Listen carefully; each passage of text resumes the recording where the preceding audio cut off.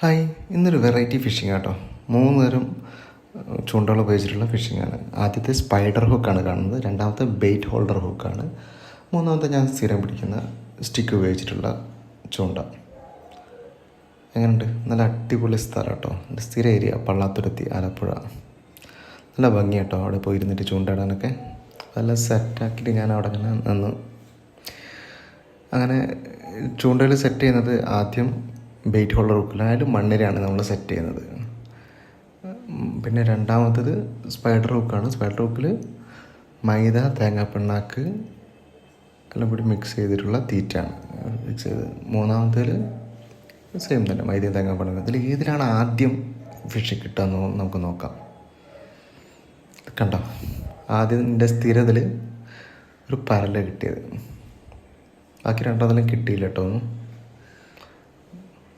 Spider hook ഞാൻ ആദ്യമായിട്ട് use ചെയ്യുന്നതുകൊണ്ട് അതിൻ്റെ ശരിയായില്ല, കൊളുത്ത് തിരിച്ചിട്ടായിപ്പോയി ഞാൻ വെച്ചത്. മറ്റേ ബെയ്റ്റ് ഓർഡറിനാണെങ്കിലും അത് പൊട്ടിയും പോയി ഉടക്കിയിട്ട്. അപ്പോൾ ടാറ്റാ, ബൈ ബൈ.